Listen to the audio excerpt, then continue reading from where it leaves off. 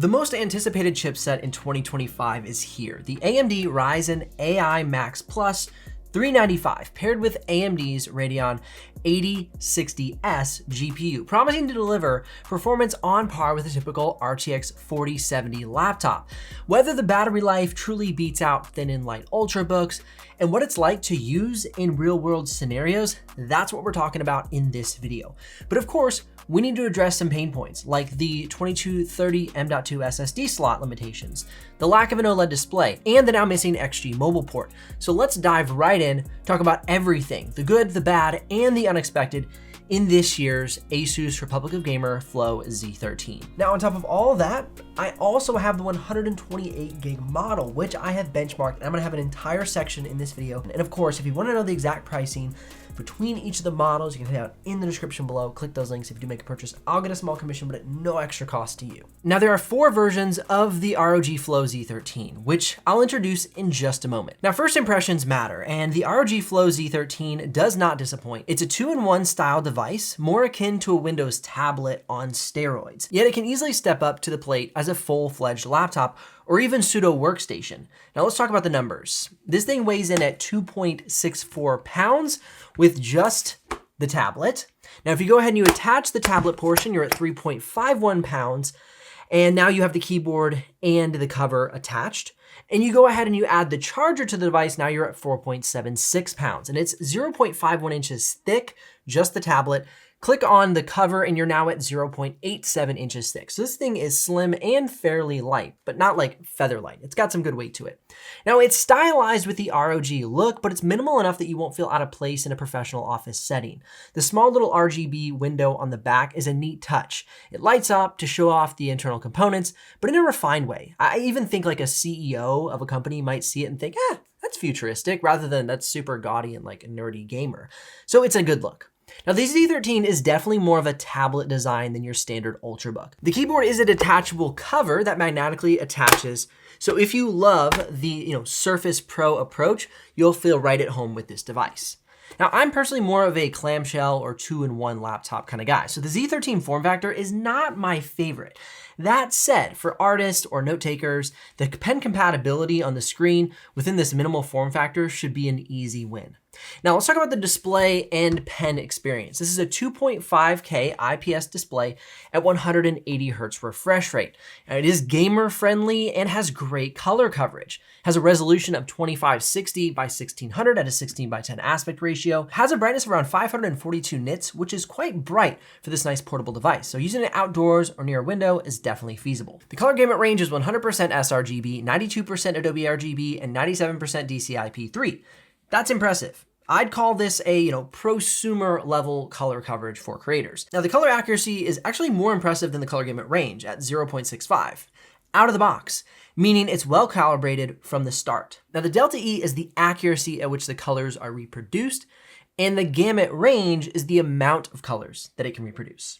Now, one possible downside is that this is not an OLED display. Some people, especially in the comment section of my initial unboxing, stated that this was a negative for them, which I find hilarious because a lot of people in the comment section of the ProArt series laptops complained about the OLED display. The audience remains divided. Personally, I think OLED would have been a nice option for the higher contrast and punchier colors that OLED provides. But I get it. ASUS probably wanted to keep power consumption down and provide an alternative to other devices in their lineup. And so for me, the IPS panel is still fantastic. And with the 180 Hertz refresh rate, it's super smooth and it has brightness going for it as well. So if you've been itching for those deep blacks and high contrast, check out the OLED panel on the ProArt series laptops. I definitely recommend the PX13 if you're comparing 2 devices, whether it be the Z13 or a ProArt series laptop. Those are the ones I compare, and I'm gonna do a full head-to-head review of those 2 devices soon. I just haven't gotten to it yet. Let's talk about pen compatibility. Having a stylus is a huge plus if you do digital art, sketching, note-taking, retouching in Photoshop. All of that really allows you for a finer touch. The pen input is quite responsive. I've tested quick little sketches, adding some color to my classic photo that I always show the pen compatibility. It tracks well and has minimal latency. If you're a serious digital artist, you might prefer a dedicated like Wacom device. But for on-the-go pens, this is great. It does have really nice sensitivity, so when you trail off to the end of your stroke, it tails off very naturally, gives a good look. It's not rounded like some devices have, so it has a really nice tail on it. But let's talk about palm rejection. That was a big concern, so I want to answer that for you now. The concern was validated by my test. I didn't always have issues, but I noticed if I would kind of lift my hand as I was using the pen, if I didn't just grab one singular spot and use the pen and then pick up my hand, move, grab a singular spot. If I was kind of adjusting my hand while sketching, I noticed my hand would click some of the tools and features inside of the Photoshop panel. So palm rejection is not the best on this device. You will have to get used to it and kind of build your workflow around that. It is kind of sensitive to your palm if you're really resting your hand on there. So do keep that in mind. I did experience some issues there.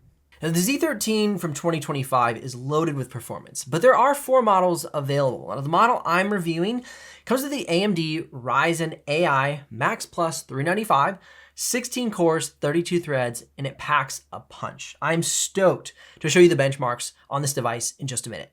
Now, it also has the AMD Radeon 8060S Strix Halo built in. Now, that core count is 40 cores and has a graphics frequency of 2900 megahertz.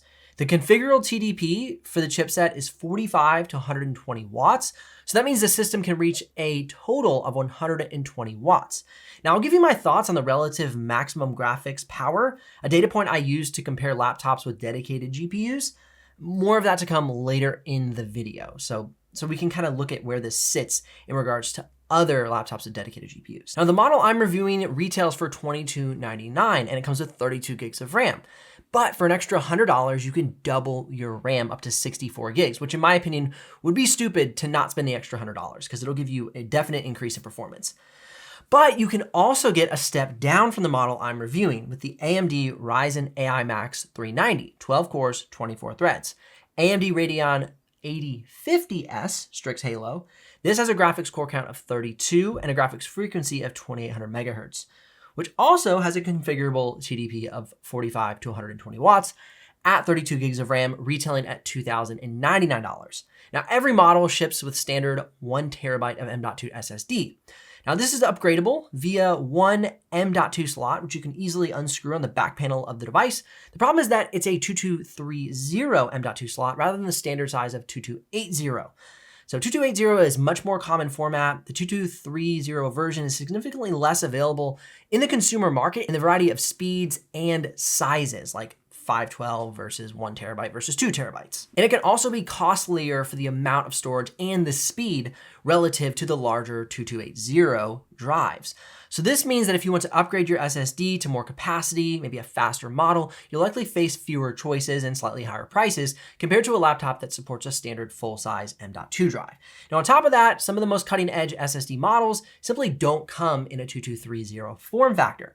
So you may miss out on certain performance benefits or better storage deals over time. Just keep that in mind. That's a bit of a caveat. Now, as mentioned, the model I'm reviewing has 32 gigs of RAM soldered to the motherboard, not upgradable post-purchase. That's plenty for 4K editing, moderate to semi-advanced 3D modeling, and heavier tasks, lots of multitasking. However, there's also a 64 gig model and a 128 gig model available in the US. You can get the 32 gig and 64 gig from Best Buy, but if you want the 128 gig model, you'll have to go to ASUS directly. Now, I'll put links in the description below if you want to go ahead and check out the live pricing or make a purchase. Of course, if you make a purchase, I'll get a small commission, but at no extra cost to you. But of course, that's what keeps this channel live and the helpful content coming your way. Now, this is the biggest reason you're going to want to have more RAM capacity. With this new chipset, the RAM is shared between the CPU and the iGPU. So you can go into the ASUS Armory Crate and allocate a specific amount of RAM for the iGPU. The more RAM you have, the more you can allocate to the iGPU and the more that's available to the CPU for all of your multitasking. So in my opinion, purchase as much RAM as possible when you order this laptop from Best Buy or the ASUS online store, because it's not upgradable post-purchase, that you can afford, because then you'll have the most performance you can capitalize on for the CPU and the GPU. Now, I've only been able to test the 32 gig model. Crying a river here. but it's insanely powerful. I can't wait to test maybe the 64 or the 128 gig version of this device. It's gonna be insane. Now the ports on this device, you have one USB-A, headphone jack, up and down for your volume and your power button.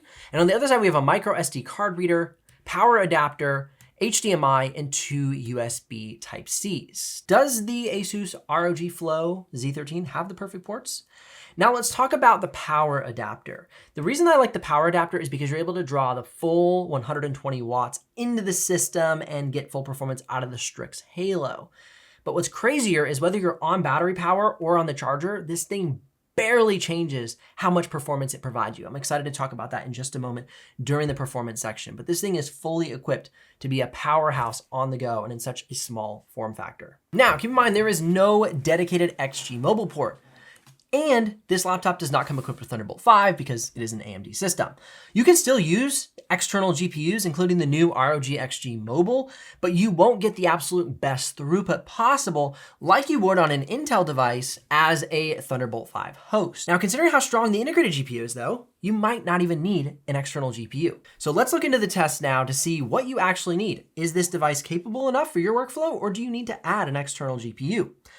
Now, performance is where the Flow Z13 completely blew me away. On paper, the AMD Ryzen AI Max Plus 395 looks amazing, but in apps, it's even better. This combined with AMD's Radeon 8060S, which I found to be on par with the RTX 4070 for creator tasks. It's true. With the synthetic benchmarks though, let's kick it off. Cinebench 2025, 121 for single core, 1450 for multi-core. Pretty strong. But I prefer real-world creator benchmarks to really validate the testing. Autodesk 3ds Max, a 214. PTC Creo, a 255. Autodesk Maya, 280. SolidWorks, this one's absolutely insane, 173. The only time I've seen a score that high on SolidWorks came from an RTX A5000 out of the HP ZBook Fury. And that is a $7,000 laptop. This thing crushes. It's absolutely incredible. And it's within a laptop tablet form factor. Usually you'd expect these kind of scores out of a thicker gaming notebook with much more robust and crazy heat pipes going everywhere for their cooling solution. Now, according to AMD, the Ryzen AI Max Plus 395 Strix Halo has a maximum graphics power of 40 RDNA 3.5 compute units. It's configurable between 45 to 120 watts, as I mentioned before, and based on my 3D modeling tests, it is equivalent to an RTX 4060 running around 105 watts of maximum graphics power, or an RTX 4070 running around 75 to 90 watts of maximum graphics power. So that's where I say that this thing is on par with an RTX 4070 or an RTX 4060. That's the comparison that we're looking at for devices. This thing is not necessarily going to be on par with a RTX 4070 in a system running at say 135 watts of maximum graphics power. That system will be more powerful, but on systems that do throttle the graphics power of an RTX 4070, it will be quite equivalent. On systems with RTX 4060s that allow a lot of headroom for that RTX 4060, it will be equivalent. So that's the full idea around how to address equivalency between what we have here with these new integrated graphics and dedicated GPUs available on the market before launching into RTX 50 series. Still waiting on those devices. Now we're gonna have some fun. Photoshop.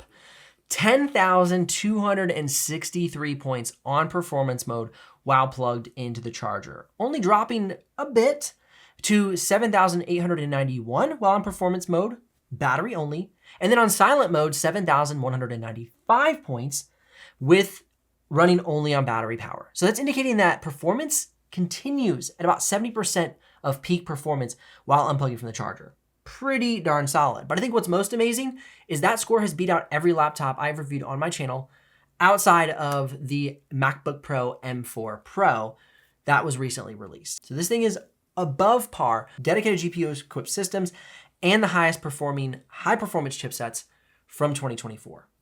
Dang. And on top of all that, it stayed relatively quiet during these benchmarks. Now, DaVinci Resolve 1080p to 1080p is 41 seconds. 4K to 4K is 2 minutes and 20 seconds. Those are 9-minute clips exported out in DaVinci Resolve. Now, set the Z13 to silent mode, unplug it from the charger, if you want the fastest 1080p, 4K, or even 6K export times. No joke. I found that from 1080p to 6K, my export times were always slightly faster by choosing silent mode and unplugging from the charger, as opposed to performance mode plugged into the charger. But as you see in the benchmarks, this same result was not reflected in Photoshop. Plugged into the charger on performance mode for Photoshop gave better results. Now let's look at those export times. 1080p to 1080p, 52 seconds on the 9-minute clip, performance mode. It goes down to 42 seconds on silent mode when it's only on battery power. It's quite interesting. Now 4K to 4K is 2 minutes and 45 seconds while plugged into the charger. And you unplug from the charger, go to silent mode, and it's 2 minutes and 25 seconds. 6K to 6K BRAW export, 14 minutes and 17 seconds on performance mode. Go to silent mode, 14 minutes and 3 seconds. Now for the 6K red footage, we're just on performance mode at 16 minutes and 59 seconds. Now this thing is on par, as I mentioned, with RTX 40 series GPUs, specifically the 4060 and the 4070 from 2024. And I can't wait to put it head to head against 50 series to see how well this thing holds up. Now let's talk about playback. For a 4K playback, it's flawless. Full quality, 0 drop frames. Now for 6K BRAW at full quality, you're gonna see about 265 drop frames, but not bad for such a compact on-the-go friendly device without a dedicated GPU. Now red footage is definitely more demanding, and I recommend going to half or quarter quality resolution because you're gonna drop in the thousands for drop frames for red footage. Now if you wanna catch all my tests of the Z13, I filmed an entire live stream with lots of codecs and frame rates. I'll link it up in the YouTube cards above or the description below or the end cards, and you can go ahead and watch that video to get all the details on this device for video editing. Now thermals and fan noise. 4K export. The fan noise on performance mode was 47 to 51 decibels. And then we had 73 to 87 degrees Celsius on the CPU. Now silent mode, which again, we get great export times on silent mode, 37 to 41 decibels of fan noise with 57 to 61 degrees Celsius. Pretty amazing. I mean, this thing, you can bump it down to silent mode, really get good thermals and quiet fan noise. But even bumping it up to performance mode didn't really give you that much advantage for video editing. It will give you an advantage, as I mentioned, for 3D modeling and for Photoshop. So keep that in mind. In a nutshell, the Z13 matches or surpasses many mid-tier gaming laptops, all within a thinner, lighter form factor that remains cooler and quieter. The only consistent competitor I see is something like the G14 or the PX13. But these are a little more affordable than the Z13. So the Z13's advantage is going to be that tablet-like convertible design. I'll do head-to-head reviews later on my channel, so keep an eye out. As promised, the section of the video comparing the 128 gig model versus the 32 gig model. Now keep in mind, if you're considering the 32 or the 64, just spend the extra $100 and get the 64. But let's talk about what it means if you get the 128 gig model. First of all, starting off in Photoshop. As you can see in Photoshop, you have a 10,263 inside of the Puget Systems Photoshop benchmark on performance mode versus the 14,715 with the 128 gig model. So overall, you're gonna have better performance inside of Photoshop. Now, when it comes to things like AI denoise, it's about 9 seconds best time for either the 32 gig model or the 128 gig model. So for like unique individual pieces working in Photoshop, you might not see a huge difference, but for the overall user experience, building big projects, multitasking, the 128 gig model overall is going to give you a smoother experience. Now, the big question in my mind was 3D modeling. And if you look at 16 gigs of RAM allocation versus 64 versus 96, it's not a huge difference. You see about a 15 to 20 point difference between each of these tests. So if you were considering purchasing this because you thought if I could get some more RAM to the iGPU, it would make a huge difference in 3D modeling, it actually didn't make that big of a difference. So for those of you who were, considering the bigger model, you can take a breath of fresh air and save the, $400 to $500 to $600 and go for this 64 gig version. However, if you're a big multitasker, if you know that in your unique individual workflow, that amount of RAM will work better if you're 3D modeling and doing other tasks in the system, then it might be worth the upgrade. Okay, now we're looking at video editing. Okay, I've run all the different video editing with 32 gigs of RAM versus 128 gigs of RAM. You can see all of the results up on the screen. And there was about a 10-second difference. Well, to be real, like a 7-second difference between the 1080p export. And you can see in the 4K export, about a 7-second difference. Now we did see about a 30-second difference in the 6K BRAW export. 14 minutes and 17 seconds versus 13 minutes and 54 seconds. So the biggest difference is gonna be 6K BRAW export. Otherwise, the export times are pretty close together. However, if you're considering playback, we cut quite a large number of drop frames for 6K red footage. So you can see there was 7,901 drop frames on full quality red footage for the 32 gigs of RAM system versus the 128 gigs of RAM system at 4,845 drop frames for full quality red footage. And then it nearly halved the drop frames for 6K BRAW. So is there a landslide difference in performance between 32 gigs of RAM and 128 gigs of RAM? No, but there is a difference. And more than anything, as I've mentioned throughout this video, I would be way more considerate of the 32 gigs versus the 64 gig upgrade because of the reasonable price point between those two models. Now, in regards to the battery life, this is an area that delayed my review going live more than anything. I wanted to test this battery life really thoroughly. I did a bunch of different tests over the past 2 weeks to make sure I had accurate test results. Now, all battery life tests were on silent mode, Windows battery saver mode turned on with 25% screen brightness and 8 gigabytes RAM allocation to the iGPU. For productivity, a mix of streaming video, maybe video calls, emails, writing docs, etc. 14 hours and 42 minutes. Streaming video, 15 hours and 37 minutes. Puget Systems Photoshop benchmark running on repeat until the battery went dead, 6 hours and 27 minutes. Premiere Pro Playback, 3 hours and 47 minutes. Premiere Pro project, looping until the battery went dead. And then of course I did my Premiere Pro video editing and export test, 2 hours and 11 minutes. And I would edit the video and then export it to 4K. Now sleep drain, this is something that people were asking about. And I've yet to do this on my channel before. So I plugged into the device, got it up to full charge, unplugged it, put it to sleep, went to bed, woke up the next morning. So it was about 10 hours that it was on sleep. And it used 4% of the battery during that time frame. So there was some sleep drain with this device with the settings I have it configured at. Now in day-to-day usage, browsing the web, some streaming of video, a bit of email, Slack, the works, I'd guess 7 to 9 hours is definitely feasible if you want to keep the brightness at 60% plus. Again, my main test will run at 25% brightness. So that gives you a little more context on what you might expect for daily battery life usage. We touched on this a little bit earlier, but let's dig a little deeper to the fans and thermals. You can feel hot air venting out of the top of the device, but it doesn't feel overly hot or unbearable. The fan spool up to around 47 to 51 decibels during a 4K export, which is definitely audible in a quiet room, but not insane. Temperatures can spike up to the high 80s degrees Celsius under sustained loads.